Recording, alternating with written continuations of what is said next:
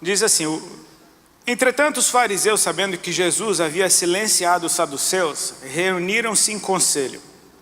E um deles, intérprete da lei, querendo pôr Jesus à prova, perguntou-lhe: mestre, qual é o grande mandamento na lei?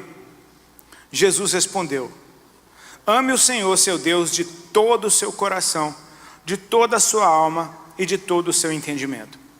Este é o grande e primeiro mandamento. E o segundo, semelhante a este, é: ame o seu próximo como você ama a si mesmo. Desses dois mandamentos dependem toda a lei e os profetas. Que o Senhor nos abençoe, amém? Irmãos, assim deixa eu compartilhar umas coisas com vocês. Essas são observações simplesmente, e depois eu quero me aprofundar um pouquinho mais nisso aqui. Eu sou de uma faixa etária de ministros quarentões. Quando a gente ministra, a maioria das vezes para jovens, já não é mais como um jovem ministrando para outro.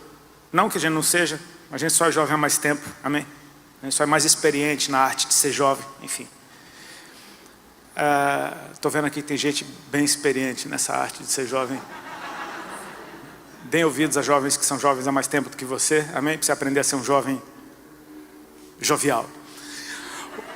O que eu quero dizer com isso? Assim, quando eu comecei a ministrar, eu tinha 28. Eu aceitei Jesus e com uma semana que eu tinha aceitado Jesus, as irmãs que me evangelizaram já me botaram para dar testemunho numa vigília. E eu tremi, eu chorei, falei 5 frases, mas ali começou algo que não parou até hoje. Em janeiro agora vai fazer 20 anos que eu entreguei minha vida para Cristo. E esse aniversário não é só do meu aceitar Jesus. Foi o ano que eu parei de usar drogas, foi o ano que eu casei, e foi o ano que eu deixei a carreira que eu tinha para me dedicar completamente ao Senhor, para ser exclusivo dele. Então, assim, nesses 20 anos eu não troquei de Deus, eu não voltei para as drogas, não troquei de mulher e não tenho outro plano a não ser exclusivo para o Senhor. E se você me perguntar qual é o meu plano de futuro, adivinha o quê? Eu quero continuar com o mesmo Deus, com a mesma mulher, sóbrio e sendo exclusivo dele. Quero servi-lo da maneira que ele quiser, se ele quiser me mover, enfim. Ele é Deus, ele pode fazer o que ele quiser comigo, mas até então é o que eu me vejo fazendo, pregando o evangelho, tenho prazer nisso, cantando para ele. Talvez eu ainda esteja cantando Isaías 9 daqui a uns 30, 40 anos, por que não? Com outras músicas, pelo amor de Deus também, mas não é que ninguém aguenta cantar a mesma vida inteira, mas eu creio que aquilo que vem do eterno se renova, amém? Muita gente que não tem entendimento pode pensar: você está cantando sobre a volta de Cristo, minha avó já falava disso. Aí eu te pergunto: e Cristo já voltou? Não, então é um evento futuro, não é passado. Ele está apontando para algo que está a cada dia que passa mais perto de você, mais perto de mim. A gente precisa estar atento a essas coisas. Assim, uma coisa que me enlouquece e eu simplesmente não entendo é testemunhar uma geração como a sua, e eu digo a sua agora, na dos mais jovens mesmo, que, cara, está vivendo um tempo tão maravilhoso. Vocês nasceram na colheita. Sabe a diferença de nascer na hora que você está semeando? É uma coisa, nascer na colheita é outra. Porque você nasce e tudo que você conhece é festa, é banquete, é fartura. A igreja desse tempo é assim, ela nasceu na colheita. Nasceu numa época em que, cara, você não assiste um jogo de futebol sem um jogador de futebol dando glória a Deus. Você não assiste uma luta de UFC sem um lutador todo estourado dando glória a Deus. Você não vê uma celebridade que não esteja falando do Senhor, enfim. A adoração, então, que se produz nesse tempo é, na minha opinião, uma das mais poderosas da história da igreja brasileira. Mesmo porque a igreja brasileira, esse negócio de fazer versão não é novo. A harpa cristã é só versão. O inário é versão. É da nossa história fazer versão. Mas essa geração compõe, essa geração encontrou um jeito de adorar a Deus que, cara, move as multidões, move a massa. Cara, parece que você está num estádio de futebol e aquela intensidade, ela é real. Essa intensidade me deixa extasiado. Muitas vezes eu sou aquele cara que fica no canto ali assim, sabe? Sabe aquele velhinho que fica assim? Não quer dizer que esse cara não está gostando. É uma outra forma do Espírito mover. Eu me lembro que eu vi uma pregação esses tempos, um pastor americano, que ele falando sobre as reações do profético, né? Ele usava Atos 2, quando ele falava que, cara, o Espírito desceu sobre a casa onde os discípulos estavam reunidos, todos foram cheios do Espírito Santo, uma língua de fogo, como de fogo, pousou sobre cada um deles e todos começaram a falar em novas línguas. A loucura estava tanta que o povo do lado de fora começou a achar que os caras estavam bêbados. Pensa como é que estava o negócio para achar que todo mundo estava bêbado. Só que nisso levanta Pedro, e Pedro diz, irmãos, são 9 horas da manhã, não tem ninguém bêbado. E aí Pedro começa muito sobriamente a passear pelas escrituras e explicar o Cristo para todo mundo. Ou seja, Pedro estava no meio daqueles caras, Pedro também recebeu a sua língua de fogo, mas em uns, enquanto fica todo mundo doido, tem outros que ficam sóbrios, discernindo o ambiente e encontrando... A língua que Pedro começou a falar foi tão estranha, foi a escritura. Pedro começou a discernir, a dissertar sobre as escrituras de uma maneira como se fosse um mestre da lei. Então, assim, a gente precisa, às vezes, só perceber que as pessoas se movem diferente. Eu vejo essa intensidade e eu amo muito tudo isso. O que me enlouquece é ver gente que está nessa intensidade, num mover como esse, debaixo de uma atmosfera como essa, e consegue largar Jesus. E consegue simplesmente, não estou afim. Ou então, não concordo. Cara, esse papo do não concordo, não concordo, eu leio a Bíblia aqui, é legal isso aqui, mas aqui eu não concordo com o que está escrito aqui. É tão bonitinho, meu Deus, não concordo com Deus, tão bonitinho, olha lá. Deus é um amiguinho seu, né? Ele veio na roda, ele contou a opiniãozinha dele, limitada, que nem a sua. E aí você fala, não gostei da sua opinião. Querido, Ele é Deus. Amadinho, Ele é Deus, amém? Ele criou todas as coisas pela sua palavra. Aquilo que Ele disse que é bom, vai ser bom para sempre. Aquilo que Ele disse que é ruim, que é abominação, vai ser assim para sempre. Não concordo, problema seu, você não concorda. Está na Bíblia, é Ele que falou. Eu não concordo, não quero mais brincar. Lá no Descende, pastor Silas Malafaia mandou uma que eu achei fantástica. Ele disse, um jovem muçulmano vai para a Europa com seus pais quando é bebê e vai para o colégio e ele continua muçulmano. E ele vai para a faculdade e ele continua muçulmano. E ele vai para o mercado de trabalho e ele continua muçulmano. O jovem cristão brasileiro vai para a faculdade, em 2 meses ele está chamando o pastor de homofóbico. Os antigos são casca, né? Ele largou essa lapada lá no Descende. Então assim, Deus resiste ao soberbo. E não tem soberba maior do que você achar que você está pronto para discutir com Deus sobre qualquer assunto que seja. Então assim, eu acho legal a gente baixar um pouquinho a bola e aceitar que Ele é eterno e eu não. Ele conhece o fim das coisas, amém? E eu não. Eu posso conhecer um amiguinho hoje, meu amiguinho, você vai ser meu amiguinho pro resto da vida, e Deus falar, eu não quero que você ande com o seu amiguinho, mas meu amiguinho é tão legal, mas você não sabe lá na frente no que é que isso vai dar. Deus conhece o fim. Parece bonitinho hoje, parece legalzinho hoje, mas o fim é que determina se isso presta ou não. E Deus conhece o fim. Então quando Ele diz que uma coisa bonitinha não presta, desconfia que o fim disso. Porque o pai que ama o filho, o corrige e o protege. Amém? Me endóida ver gente largando Jesus. E aí eu fico pensando, será que nunca tiveram um encontro com Cristo? Talvez seja. Talvez tenha sido só emoção. Talvez tenha sido algo, uma moda.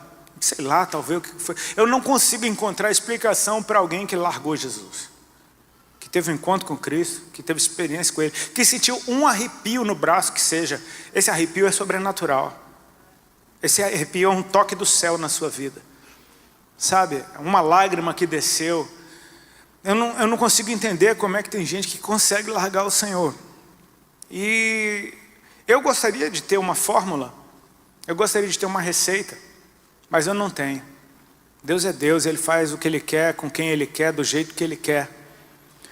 Mas eu posso muito bem olhar para a minha história e tentar encontrar algo que me explique essa graça que Ele me deu de conseguir permanecer esses 20 anos com Ele e planejar estar para o resto da minha vida com Ele.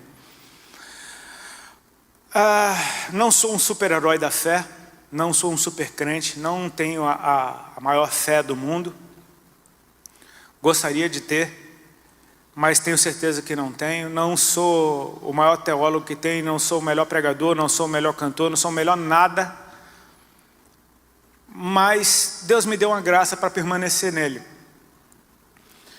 E pensando com meus botões, eu comecei a encontrar alguns elementos que eu acho que são muita coincidência para ser coincidência. E é exatamente isso que eu queria compartilhar com vocês aqui nessa noite. Amém? Eu espero que teu coração esteja aberto para ouvir e julgar o que você vai ouvir. Eu não sou Deus. Com Deus eu acho que é bobeira você não concordar. Comigo você tem todo o direito, porque eu não sou Deus. Amém? Eu sou uma pessoa que está como você, buscando a Ele, tentando aprender dEle, e aquilo que eu vou entendendo dEle eu vou passando adiante. O que eu percebi na minha história, de uma maneira bem prática, eu quero entregar de bandeja na sua mão aqui hoje, porque se for útil para você, meu amigo, por favor, agarra isso com unhas e dentes. Amém? Amém? Tem alguém aqui que quer permanecer até o fim com Jesus? Glória a Deus, glória a Deus. Então vamos lá. Esse texto que a gente leu começa bem interessante. Jesus tinha feito os saduceus se calarem, então os fariseus juntaram um bolinho e falaram: como é que a gente pega ele agora? E aí tiveram a grande ideia de perguntar para ele: mestre, qual é o grande mandamento da lei? E Jesus respondeu: ame o Senhor teu Deus com toda a sua força, com toda a sua alma e com todo o seu entendimento.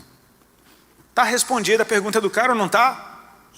Sim, ele perguntou qual era o grande mandamento, Jesus falou. Só que Jesus não parou aí, a resposta não estava completa.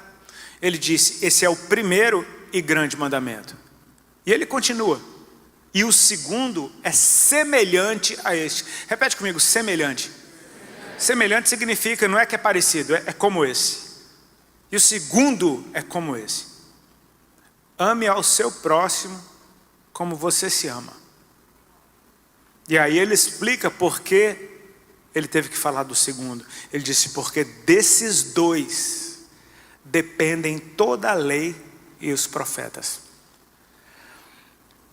E eu achei isso bem interessante, porque se tem uma questão do nosso tempo, aqui fazendo a propaganda da minha camiseta, eu até falei, brinquei sobre relacionamento das irmãs que querem casar.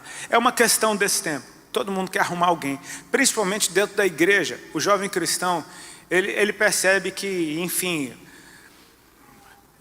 ele não quer ficar na brecha, enfim, meu irmão, como Paulo disse, se for para ficar se abrasando é melhor que se case, enfim, a galera quer casar. Se tem um ambiente onde o povo quer casar, é dentro da igreja, né? E em outros cantos aí também, mas casar de verdade é dentro da igreja. E relacionamento parece ser um tema do momento. Você vê qualquer site de notícia: fulano separou da mulher, ai não, casou de novo, agora está com outro, não, a mulher agora está namorando com o amigo do cara, não, agora o outro arrumou uma namorada, agora é o outro, a outra casou pela 18ª vez. Relacionamento parece que é a grande meta de vida. E aí, quando eu começo a ouvir demais sobre um assunto, eu me pergunto: será que não é o céu que está declarando sobre a terra algo, e a terra não discerne que é o céu que está dizendo? Então fica todo mundo simplesmente repetindo um assunto sem saber meio que por onde ir. Mas talvez o que o céu esteja declarando é algo a respeito de relacionamento. Porque o grande mandamento da lei é sobre relacionamento. Perguntaram para Jesus qual é o grande mandamento da lei. Quando você ouve mandamento da lei, parece pura religiosidade. Aí vem Jesus e fala de relacionamento com Deus e com o próximo. O que eu acho interessante é o porquê do meu relacionamento com Deus e o meu relacionamento com o próximo, em primeiro lugar, serem semelhantes e serem como que os postes onde toda a lei e os profetas dependem para se cumprir. Então eu comecei a perceber uma coisa: o meu relacionamento com Deus reflete nos meus relacionamentos por aqui. Amém? A forma como eu me relaciono com Deus acaba refletindo e transformando os meus relacionamentos no dia a dia. Mas uma outra coisa também é verdadeira, e eu achei bem interessante. Os meus relacionamentos aqui refletem no meu relacionamento com Deus. Por que eu te digo isso? Começar do primeiro e grande mandamento. Jesus disse: ame ao Senhor seu Deus com toda a sua força, com toda a sua alma e com todo o seu entendimento. Ou seja, eu sei que a minha força não é a maior de todas, que minha alma não é a mais sarada de todas e que o meu entendimento é bem limitado. Mas Jesus deu uma medida. Ele não está te pedindo uma força perfeita, uma alma sã, perfeita e um entendimento perfeito. Ele está dizendo que você pega o que você tem e entrega tudo. É com tudo que você tem. Minha força é limitada, mas entrega ela toda. Minha alma está precisando de uma lanternagem, mas entrega ela toda. Amém? Meu entendimento ainda tem muito que crescer, mas entrega ele todo. Mas Jesus está interessado naquilo que é seu de verdade. É a sua força, para Ele é preciosa. O seu entendimento, para Ele é precioso. A sua alma, para Ele é preciosa. Ou seja, quando eu acabo de conhecer a Deus, por exemplo, e entendo que o maior mandamento da lei é amá-lo, eu então pego o amor que eu tenho. Tipo assim, o que é que eu conheço por amor? O que é que eu entendo de amor? O que é que amor é para mim? Quais foram as minhas experiências com o amor? O amor pelo meu pai, o amor pela minha mãe, pelo meu irmão, pela minha esposa, por filhos, por todo mundo que está ao meu redor. Então eu pego e entendo, cara, Deus merece o meu melhor amor. Mas ainda assim eu vou ter como base o amor que eu entrego para Deus, ainda é o amor que eu entendo, que é o que eu experimento, que é o que eu sei, que é o que está dentro de mim. Ou seja, os meus relacionamentos aqui, de alguma forma, refletem no meu relacionar com Deus. E quando eu aplico a minha vida a amar a Deus, cara, como eu disse, eu não sou perfeito, não sou ilimitado e não tenho toda a força do mundo. Mas quando eu começo a obedecer o grande e maior mandamento, dessa forma, eu começo a descobrir e pela revelação, experimentar o amor que Deus tem por mim. Então quando eu começo a experimentar o amor que Deus tem por mim, cara, esse amor vai mudar a minha forma de amar, porque o amor dele é perfeito. O meu não é, mas o dele é. E ele me amou com todo o amor dele. Você tem ideia de que o amor te amou com todo o seu amor, e esse amor é perfeito. Cara, aí você entende que aquele que começou a boa obra, ele é fiel e justo para aperfeiçoá-la até o dia de Cristo Jesus. Ou seja, meu irmão, é amando a Deus que eu conheço o amor dele e vou aprendendo a amar. Ok? Então agora que eu estou amando a Deus com o amor que eu tenho, eu estou experimentando o amor de Deus por mim, e as Escrituras dizem isso. Nós o amamos porque Ele nos amou primeiro. Então eu começo a olhar para o meu passado, antes de ter um encontro com Cristo, e percebo, cara, Deus já me amava ali. Deus já estava lá. Aquela vez, naquele acidente que eu saí ileso, Ele estava me guardando. Sabe, aquela vez que era para eu ter sido preso com droga, foi Deus que me deu uma chance ali. Aí você começa a perceber, cara, Deus está na minha vida o tempo inteiro. Eu não o conhecia, mas a partir do momento que eu conheço, eu não tenho mais como viver do mesmo jeito. Então agora que eu experimentei o amor de Deus por mim, Ele mudou a minha referência do que é amor. Amém?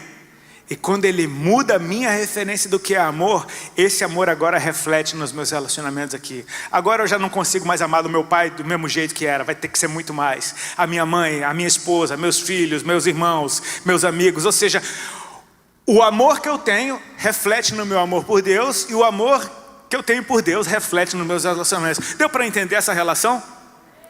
Está simples, a imagem está simples. Agora eu quero te contar um pouquinho da minha história e da Ali, para vocês perceberem que é muita coincidência para ser coincidência. A Ali nasceu em uma família cristã. Os pais dela, quando ela era pequenininha, se separaram quando ela tinha menos de 1 ano. Se divorciaram. Aí a mãe dela correu para dentro de uma igreja, se converteu, fez campanha, conquistou o pai dela de novo. E em pouquíssimo tempo foram casar de novo. E quando foram casar de novo, o cartório tinha perdido os papéis do divórcio. Então eles nunca tinham sido divorciados. Foi uma coisa linda que Deus fez. Essa bagunça do Brasil serve para um monte de coisa, amém? Coisa linda, perdeu o divórcio dos outros. Profético, um erro profético. Ainda bem que não perderam do casamento, né? Mas aí se converteram, e aí, não sei por que cargas d'água, veio um escândalo naquela igreja, os pais dela saíram da igreja, todo mundo se desviou, mas a semente estava ali. O pai da Ali tinha o hábito de sempre ir numa casa de oração das irmãs, lá em Camboriú, lá da galera dos Gideões, enfim. E quando eu conheci a Ali, a gente se apaixonou. Eu estava na vida louca e a Ali era uma menininha de 15 anos, pura. E eu olhei para a Ali, eu fiquei louco por ela, eu falei, com essa eu caso. E a Ali, completamente pura, olhou para mim e falou, com ele eu caso. Você percebe que ambos parece uma loucura falar isso? Tanto um cara que está na vida louca, começando minha carreira, meu irmão, um monte de mulher todo fim de semana, olhar para uma pirralha e falar, com essa eu caso. E uma pirralha que não sabe nada da vida, olha para um bicho louco daquele, com dread na barba, dread no cabelo, fedendo a bagulho, e fala, com esse é o caso. Não parece uma coisa louca?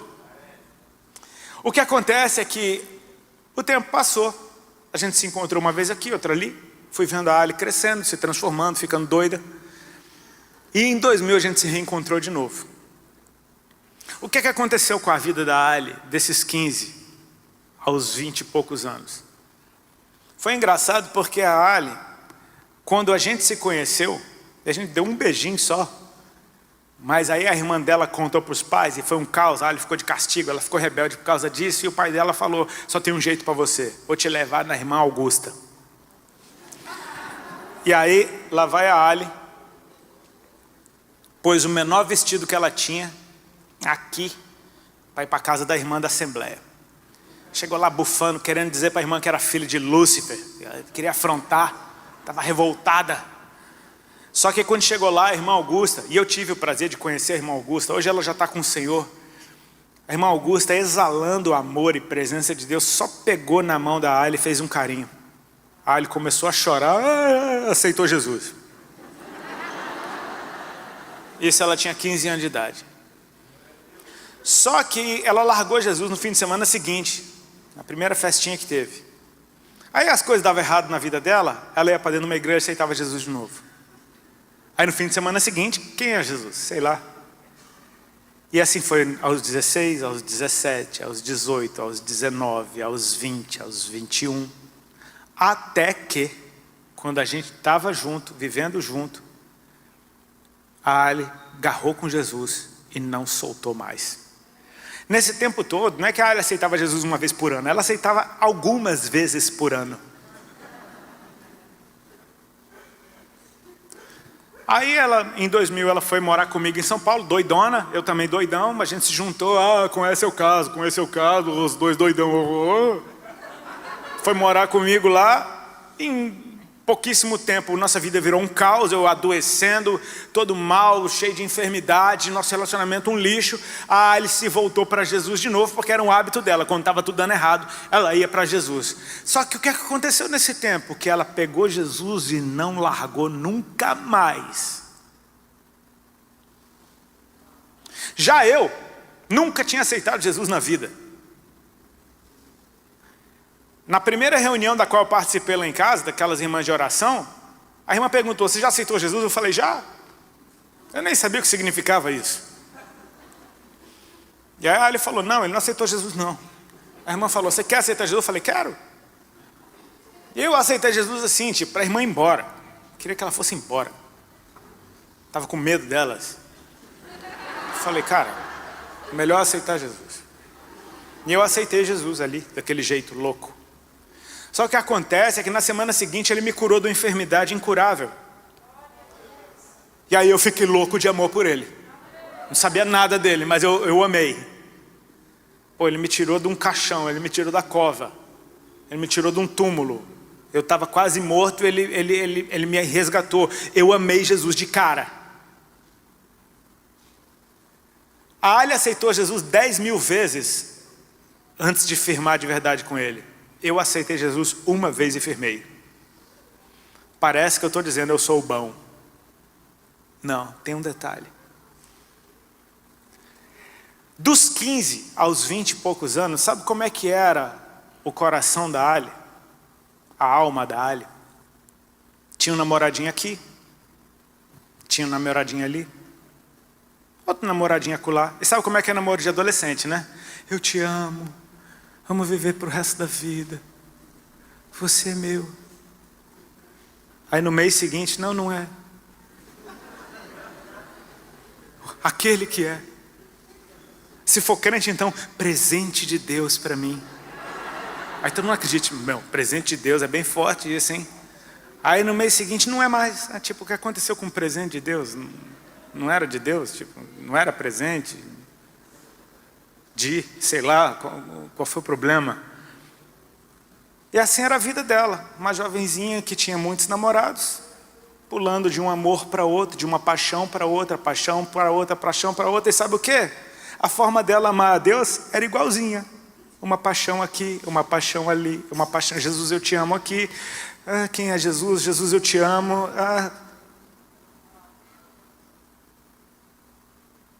Já eu era vida louca, não sabia de Cristo.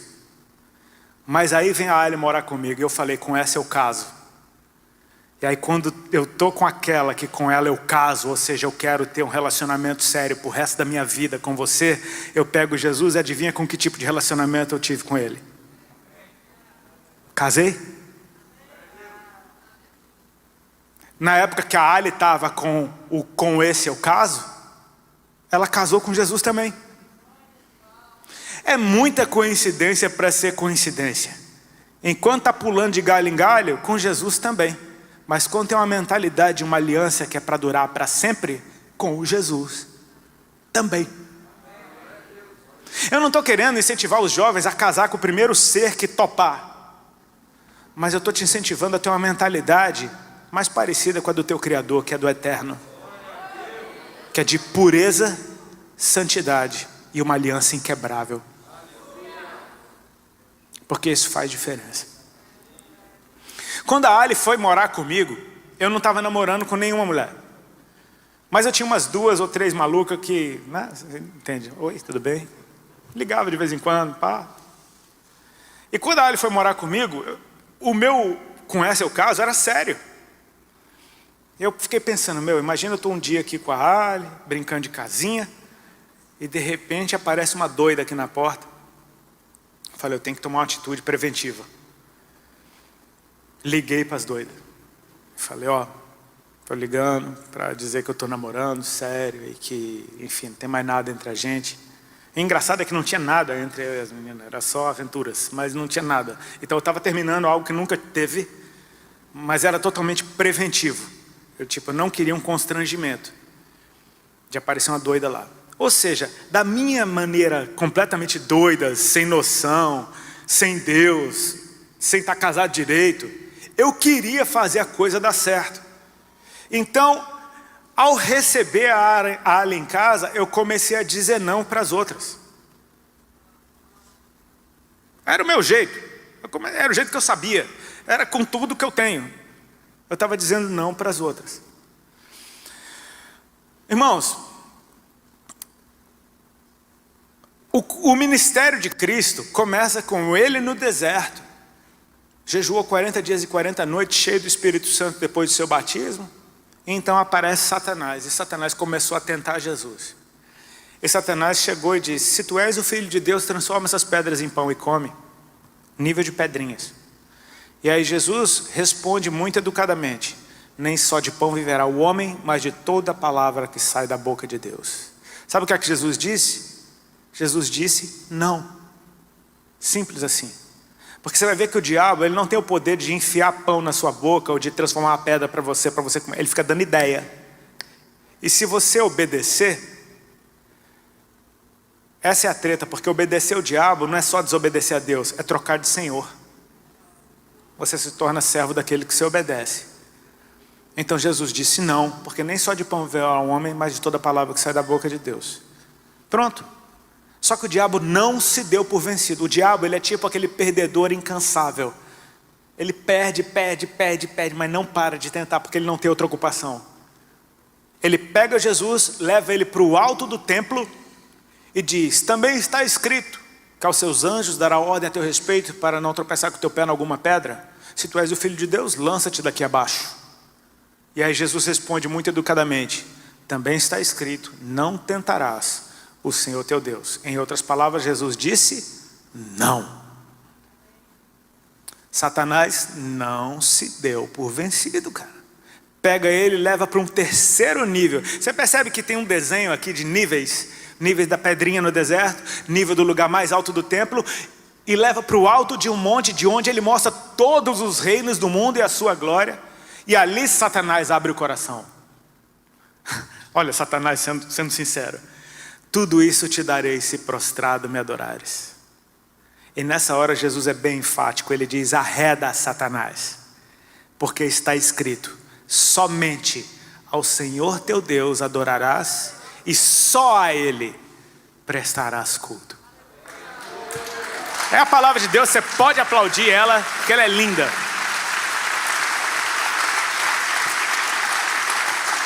Nessa hora, Satanás deixou Jesus. Amém? E nunca mais foi um problema para Jesus. Aonde Jesus chegava, legiões de demônios já vinham: te conjuro, Jesus, Filho do Deus Altíssimo, que não nos atormentes. Tipo, uma legião de demônios ajoelhada, adorando a Deus. Jesus arruinou todo o velório que ele foi. Todo velório o morto ressuscitou. Você vê como é que é? Você percebe que o diabo nunca mais foi um problema para Cristo? Por quê? Você percebe uma coisa que fica uma dica bem legal. Está escrito em Tiago 4. Sujeitai-vos a Deus. Jesus estava sujeito a Deus, falando da palavra dele o tempo inteiro, sabendo qual é a vontade de Deus. Resistir ao diabo é simplesmente dizer não, ou seja, o não funciona, amém? E ele fugirá de vós. O diabo que foge de você, amém? Eu vi uma pregação de um pastor que eu achei muito legal, ele falando que o sonho do diabo, o sonho de Satanás era ser igual a Deus. E aí ele foi lançado na terra. Imagina o desespero do diabo, que de repente ele está numa terra sem forma e vazia aqui, sozinho, mó treva. Daqui a pouco começa a luz, daqui a pouco começa a nascer um monte de planta, de repente a terra começa a ficar igualzinha no céu, e de repente começa a aparecer uns seres iguaizinhos a Deus andando por aí. E aí esse pastor falava uma parada muito interessante: cara, você fica com medo do diabo, você foi colocado aqui para atormentar ele. Ele queria ser o que você é. E Deus te fez a sua imagem e semelhança de Deus. Você foi colocado aqui para atormentar o cão, bicho. Amém? Então atormenta ele de verdade, se sujeitando a Deus. O não que Jesus disse no nível das pedrinhas é o mesmo não que ele usou no nível do alto do templo. É o mesmo não que ele usou no lugar mais alto do monte. Esse não funciona em qualquer nível. Estar na presença de Deus, saber quem você é e não obedecer o diabo em situação alguma. Simples assim. Mas eu fico sempre pensando: por que que depois da terceira tentada Satanás deixou Jesus? E aí eu consigo encontrar um detalhezinho que eu acho bem lindo. Foi quando Jesus declarou ser exclusivo. somente ao Senhor teu Deus adorarás. Só a Ele prestarás culto. Irmãos, se eu passasse o resto da vida sem dizer sim para Alexandra num casamento de verdade, eu ia ter que estar até hoje dizendo não para doidas. E dizer não todo dia cansa. Porque o não para o diabo não significa que é sim para Deus. Agora, o sim para Deus tem todos os nãos embutidos nele. Enquanto eu não casei com a Ali, eu teria que ter ficado dizendo não, enfim, eu estou com ela aqui, não. Mas no dia que eu casei, no dia que essa aliança patacuda, mais larga que eu achei, apareceu na mão, que só precisa fazer assim, ó, tá ligado, mano? Eu não precisei mais ficar dizendo não, porque eu já disse sim. No sim, todos os nãos estão embutidos. Você já viu algum casamento do tipo, que o noivo e a noiva estão lá diante do altar, um pega na mão do outro, e aí o padre, pastor ou juiz vira: então, João da Silva, você diz não para fulana, para cicrana, para aquela outra também, eu estou ligado naquela outra também, tem uma lista aqui com todas as mulheres que você já ficou, você vai ter que dizer não uma por uma. E você, minha filha? A mulher já começa a tremer, não fala. Não, vou falar, tem uma lista enorme aqui também. Você diz não para o Antônio, para o Francisco, para o Expedito, Sebastião, só nome lindo. Você vê algum casamento assim? Isso parece mais com cura e libertação, quem já fez aquelas cura e libertação. Eu vi a tua ficha, irmão. Sabe assim, andei olhando a sua ficha. Sabe que você tem que renegar tudo que você já fez na sua vida, para ver se Deus te perdoa. Não, num casamento não tem o nome das mulheres com que eu já fiquei, tem o nome da mulher que eu estou casando, só o dela. Eu só olho para a cara dela e falo: então, Rodolfo, você aceita a Alexandra como sua esposa? E eu digo sim, e nesse sim tem todos os nãos que eu precisaria dar para o resto da minha vida embutidos num sim. Então eu te digo, é muito mais difícil dizer sim do que não. Porque no sim, meu irmão, todos os nãos estão ali. Eu tenho uma boa notícia para te dar: Jesus disse sim. Ele disse sim para mim, disse sim para você. Sabe, eu tenho uma boa notícia para te dar também. A pessoa com quem você casou, ou aquela com quem você vai casar, não é perfeita. Faça assim, ufa. Já imaginou você casar com uma pessoa perfeita, bicho? Você estava lascado. Você não é? Já imaginou? Você está sempre perdendo. Imagina, mulheres, você casar com um homem perfeito. Porque no seu caso, vocês estão sempre certas. Imagina se ele tivesse sempre certo. Minha esposa que fala: quer ser feliz ou ter razão? Ela fala: quero ser feliz, razão eu já tenho. Frasezinha, né, de efeito. Ainda bem que a pessoa com quem você casou ou vai casar não é perfeita, porque você também não é. Agora, no caso do Senhor é diferente, porque Ele é perfeito. Mas isso é um mistério do casamento. Quando você casa com alguém, você se torna um com Ele. E o marido santifica a esposa santifica o marido. Aquele que estiver santo é que passa a santidade para o outro, ao invés do contrário. A santidade, ela é dominante, amém? E assim é o Senhor. Ele me pega todo zoado e o santo me santifica, o justo me justifica, o puro me purifica, o perfeito me aperfeiçoa. Ele me fez assentar com Ele nas regiões celestiais. Ele já me abençoou com toda sorte de bênçãos. Ele me deu do seu nome. Nós somos a noiva de Cristo, cara. É tempo de casar com Ele de uma vez e parar de namorinho. Eu comecei a perceber, o problema é que essa geração ainda tem uma mentalidade de tipo: é só um papel, não vou assinar porque é só um papel. Tá bom, se é só um papel, por que tu não assina então? É porque não é só um papel. É porque naquele papel tem um sim. E nesse sim tem responsabilidade, tem dever, tem compromisso.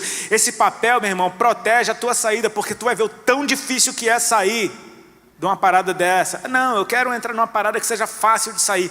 Vou te falar, com ou sem papel é difícil sair. É por isso que Deus odeia tanto o divórcio, porque Ele sabe o estrago que isso causa no coração de um ser humano. Sabe essas pirralhas com 14 anos chorando, querendo se matar porque terminou com o namoradinho? Aí você fala, é frescura. Não, não é. Ela está experimentando a dor de um divórcio, e ela é muito criança para estar experimentando isso. Existe tempo para todas as coisas, entendeu? Na Bíblia não tem namoro. Desculpa, não estou querendo pregar contra não, mas só estou te falando o que está aqui. Não tem. Quando você vê um casal se juntando era para casar, não tinha outra conversa. Ou era prostituição. Ops, falei. Não existe essas loucuras de hoje. Hoje todo mundo quer vir com uma ideia muito louca. Acho que o nego fumou uma bomba e sai com aquelas ideias muito loucas, querendo mudar tudo. Não, porque não tem mais homem, não tem mais mulher. Vai-te embora. Qual é a palavra profética para a minha vida? Dá uma olhada no encanamento e você vai ver a palavra profética para a tua vida, pô. Olha aí, vai lá no banheiro, dá uma olhada. Essa é a palavra profética para a tua vida. É essa aí que tu é, não tem alguma dúvida. Fico cheio de loucura. E ai de quem falar que é loucura. Ai, estou filmando. Pronto, me lasquei. Ainda bem que eu estou na igreja, né? O STF ainda não se mete aqui dentro. Daqui a pouco não pode mais nem falar nada. Não vem com loucura. Sim, sim, não, não. As coisas são simples, são claras. O jeito do tempo moderno tratar problema é assim, ó. Começou a cair uma goteira aqui agora, no púlpito da igreja, bem no meio. Aí chega para o pastor da igreja, temos um problema, porque tem uma goteira no púlpito da igreja. Sabe como é que o tempo moderno trata isso? Fala assim, na verdade nós não temos um problema. Na verdade, agora aqui é o lugar de tomar banho. A gente vai tomar banho aqui. E não tem problema nenhum nisso. Então a gente resolveu um problema. É só dizer que o problema não é problema e não tem mais problema. Pronto, não tem problema. Loucuras, loucuras e loucuras. Brother, volta para a palavra. Volta para o simples, volta para o Criador. Volta para aquele que não se confundiu quando te fez do jeito que te fez, cara. Seja feliz, seja pleno. Seja feliz e seja pleno. Ele está nos chamando para dizer sim de uma vez por todas, cara. Ah, mas minha vida vai acabar. Meu amigo, eu sou casado há 20 anos, eu nunca tive uma vida tão boa como a que eu tenho hoje. Minha vida só melhora, sabe por quê? Porque quanto mais tempo eu passo com quem eu amo, mais eu amo aquele com quem eu passo tempo. E assim é com a minha mulher e assim é com Deus. Um reflete no outro.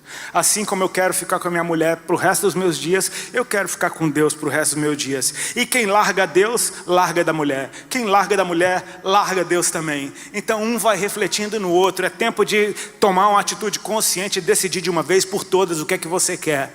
Porque Jesus sabe o que Ele quer e Ele não tem plano B com você. Jesus não namora com ninguém. Ele não está de paquerinha com ninguém, Ele não está te mandando mensagenzinha, flertando contigo, te mandando presentinho para ver se você gosta, tolerando o que Ele detesta só porque Ele está querendo te convencer. Eu era assim, eu era do punk rock, a da rave. Eu odiava rave, mas eu ia em todas. Por quê? Porque eu gosto dela. Eu ficava lá com aquela cara de quem está odiando, mas tá legal, que legal. Até que a gente casou e eu falei, eu detesto isso, cara. É simples assim, namorado... Eu falo tudo o que ela gosta de escutar. Entendeu? Namorado é assim, casado não. E Jesus, Ele vem para casar. Ele já fala logo o que Ele detesta, Ele já fala logo o que Ele ama. E Ele te chama para um convite irrecusável. Você não tem nada para dar para Ele, Ele tem tudo para dar para você. Ele diz, eu aceito.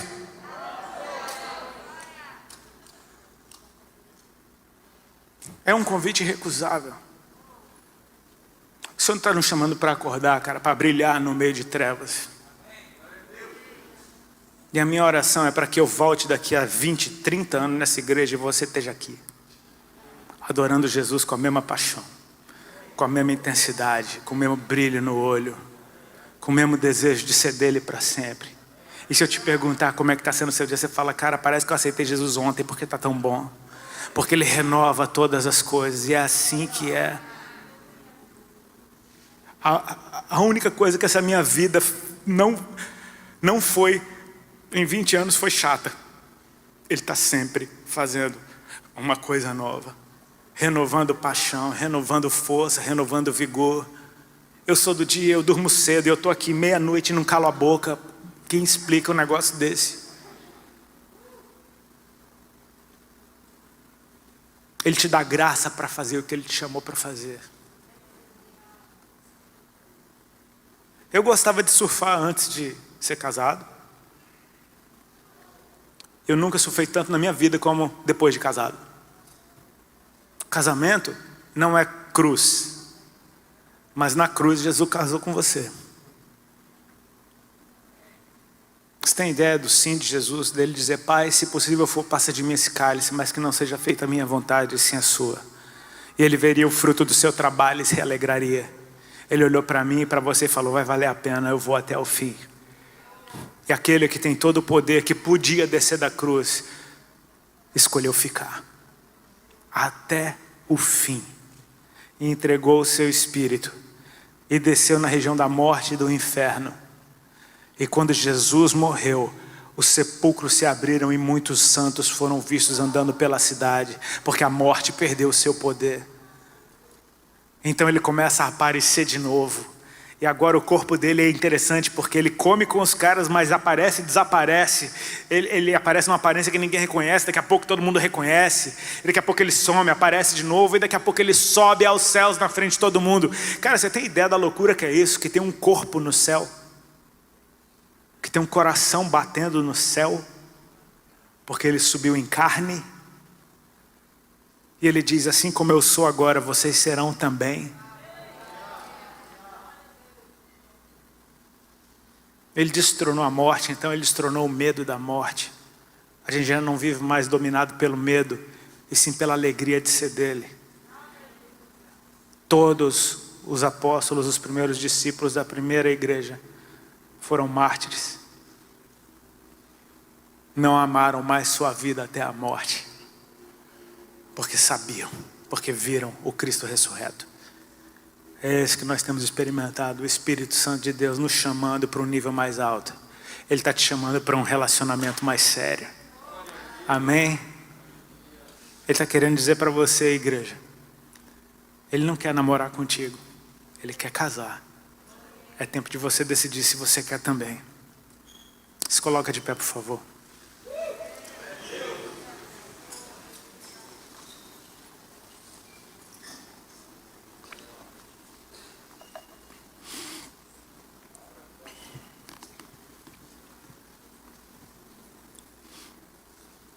Eu não sei o que é ser um jovem cristão solteiro, porque eu nunca fui.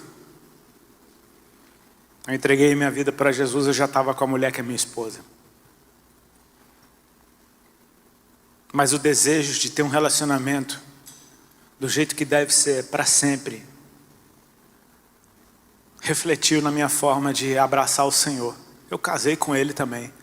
Naquele ano de 2001, eu casei com Jesus primeiro e com a Ali depois. Simultâneo, meses de diferença. Questão de burocracia. Mas se pudesse, era tudo no mesmo dia. E a Bíblia usa o casamento para ilustrar o relacionamento de Cristo da igreja. Maridos, amem suas esposas como Cristo amou a igreja. O casamento ainda é a referência que o mundo precisa ter para se relacionar com Cristo. Entendeu por que a guerra é tão grande sobre essa área, família, casamento? Porque se destrói a referência, a próxima geração não vai saber como se relacionar com Cristo. Um relacionamento reflete no outro. Jesus está te chamando para viver um nível mais sério, mais alto. E finalmente viver a plenitude que Ele tem para você. Porque enquanto a Ali era minha namorada, ela ganhava um presentinho aqui e outro ali, mas ela não mexia na minha conta. Enquanto a Ali era minha namorada, ela podia até estar morando lá em casa, mas a casa não era dela. No dia que a gente casou, milagrosamente, tudo que era meu era dela também. E é assim que é. Você quer viver a plenitude de uma vida com Cristo? Sendo namoradinho dele? No máximo você vai experimentar uns presentinhos por aí. Mas Cristo não tem presentinho para te dar, Ele tem um casamento para você. Se eu for na casa de um rico, eu vou comer a comida do rico. Se eu for na casa de um rico e usar o banheiro, é o banheiro, um trono de ouro. Mas não é meu. Só que o dono de todas as coisas está te chamando para casar com Ele. E aí sim você se torna dono de tudo também. Um com Ele, co-herdeira com Cristo. Plenitude. Deus está te chamando para viver plenitude.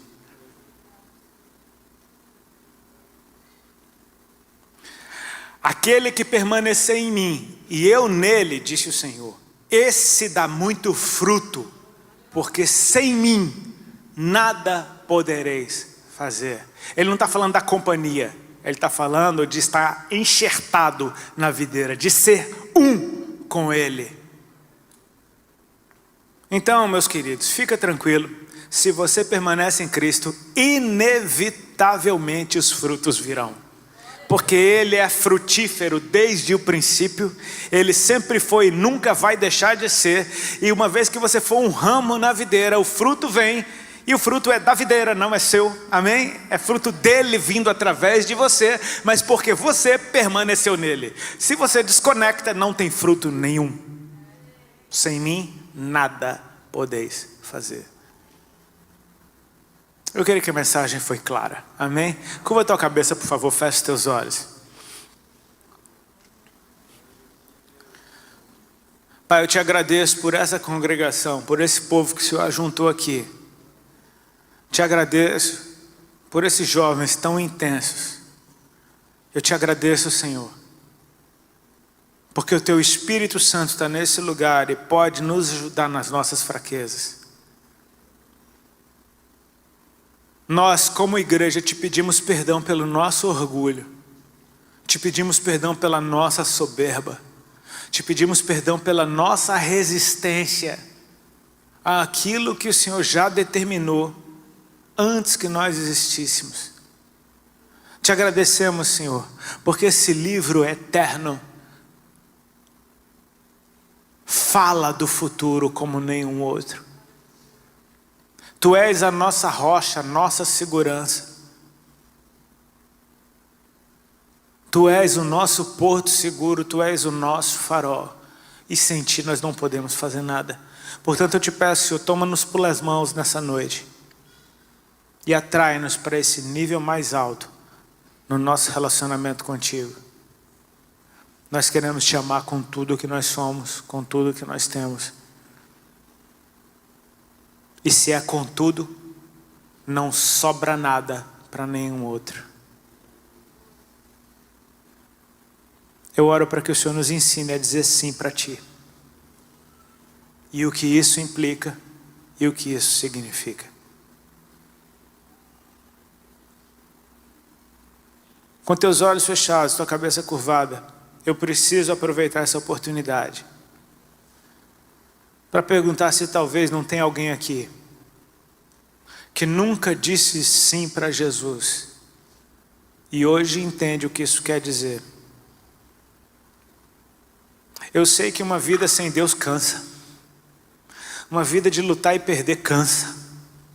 Uma vida de incerteza cansa, uma vida de insegurança cansa. E Ele chamou os cansados e sobrecarregados para Ele mesmo. Se você reconhece que hoje é tempo de fazer isso, se tem alguém que quer dizer sim para Jesus nessa noite, levanta a tua mão bem alto que eu quero orar por você. Glória a Deus, glória a Deus, glória a Deus. Tem mais alguém? Glória a Deus. Por favor, você que levantou sua mão, que quer dizer sim para Jesus hoje, vem aqui na frente do altar, aqui nesse canto aqui que eu quero orar por você, rapidinho. Faz isso, se move rapidinho. Chega aqui pertinho, por favor. Glória a Deus. Glória a Deus.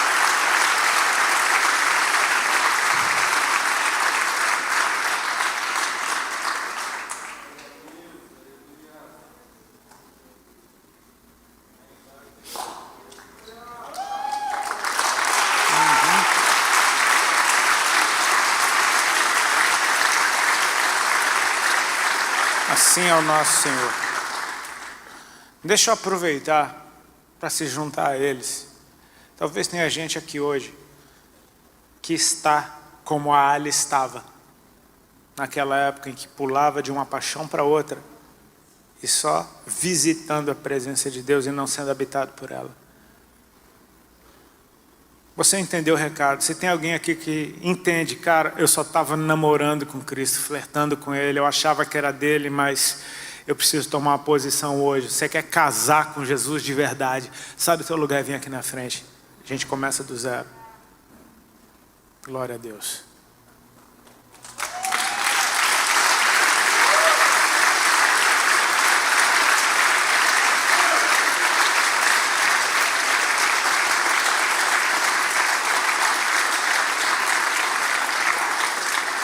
Ser exclusivo não tem a ver com você não ter mais vida. Muito pelo contrário, é ter vida em abundância. Foi isso que Ele veio para te dar. É mentira do inferno jogando um espírito de religiosidade sobre a vida daqueles. Se eu aceitar Jesus, minha vida acabou. Não, é aí que ela começa. Porque Ele sabe quem Ele te fez para ser. Ele te deu a tua personalidade. E a tua personalidade não é um erro. O que a gente chama de defeito, na maioria das vezes, é desequilíbrio de aspectos da nossa personalidade. É como esse som aqui. A voz está saindo legal porque tem um técnico que equilibrou o grave, o agudo, o médio. Se não houver quem equilibre, o mesmo grave, o mesmo agudo, o mesmo médio, tornam isso daqui um som que não dá para ouvir. Mas uma vez que equilibra, Deus quer equalizar a sua personalidade. Ele pega aquilo que chamam de defeito, ele só diminui um pouquinho, o outro ele sobe mais um pouquinho e pronto, você vai estar nivelado. E vai soar como uma flauta. Ou com o instrumento que você acha mais legal. Talvez você não goste de flauta, mas tudo bem. A igreja estende as mãos aqui para eles. Pai, nós abençoamos teus filhos e filhas. Esses que hoje dizem sim na tua presença. Esses que hoje se voltam para ti. Paizinho, eu oro para que o nome deles escrito no teu livro agora não saia dos seus corações. Que essa noite fique marcada na história deles.